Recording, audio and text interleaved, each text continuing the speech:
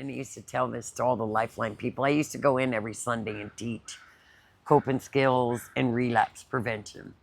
And I told them all, the only thing you got to change in recovery is everything: people, places, and things. And it works if you want it to. Before homelessness, I married at age 20, and I moved up to Ariel, Washington, and raised my kids and took in a lot of my nieces and nephews. I lived right on Lake Merwin, and then moved into town and chose the totally wrong path. Totally wrong path. I became homeless because I was doing drugs and crime. There was two different kinds of people that I would blatantly lie to, and that is my family. Couldn't tell them I was using drugs, and the law, authority. I didn't care about anybody, and obviously I didn't care about myself. So I was very, very hard-hearted, and I just, I was a very mean, horrible person. Well, I just don't want people to make me mad anymore because I don't have any more places to hide the bodies. And I think I went on that path because I suffered a lot of loss, a lot. Deaths, suicides, and divorce. And my kids grew up and moved out. And yeah, empty nest syndrome is what my counselor said I had. So I thought I was going to fill it up with darkness. What I used? Oh yeah. I started using meth hard all day long, every day, and anywhere between 100, 200 milligrams of morphine a day. And I had never ever been in trouble with the law. Never had a ticket, not even a driving ticket, until I started using meth. And then now, oh my gosh, yeah, a very colorful background is what the judge told me. You have a very colorful background, and I think you need to sit in here a while. So I was looking at 5 years, um, and the courts, I was very rude to the judge a lot. So she made me sit in there for 8 months and think about what I was going to do. I begged to get into a program called drug court. And once I got in there, they release you. And you can't mess up. It's a very strict program. But I ended up liking it. And I had more support than anybody could imagine. The counseling that I was getting, like I had to have 3 sponsors because one was not enough for me.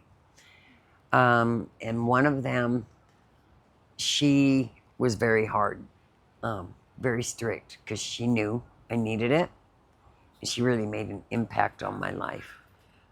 Once I grabbed a hold of sobriety, I ran with it, and I've never, ever looked back. I know that everybody loves garden, like tomatoes and such, right? I'm a flower girl. Do you want to see some flowers? Okay, because you know where I'm headed. So we get a lot of our flowers donated, and I've planted them, and residents have helped too plant them in the pots. See the pretty colors? These plants are a perfect example. See? Look at the color popping out in these already. These are petunias, geraniums, and this is a squash, strawberry, and then look at these. And these were the same. They were very tired looking, but we've had these about 5 weeks now. So all the other plants will do this too. And that's what we do with people, right? We walk beside them, support them, and watch them come to life. Oh, and there's something nobody knows about me. I took karate for years and became a black belt. Second degree black belt. Second degree black belt. And you know what? If you're young, grab it and go, because it was so much fun. So recovery is kind of like in karate to break boards. So here's the board, right? You don't look at the board when you're going to kick or hit it, because your brain and your eyes, if you aim just for the board, it's going to stop right there. You have to look past, this is a board. You have to look past that board. Otherwise, you're not going to break the boards, right? But if you go full force and stop, just like, you see how close you can stop? If you're going to go all the way through with drug use, all that momentum that you've done all these years, and suddenly you stop. Sometimes that's why you can't, certain things you can't stop suddenly, and that's where harm reduction comes in. Let's see, how do I put that? When they're still in their addiction and old behavior, they're not engaged. They're not engaged with the community. They're not engaged with us. They don't come out of their little homes here. They're just not part of the community. And then you might get a glimpse of it here and there. And that's when you really praise them, because you're seeing a difference.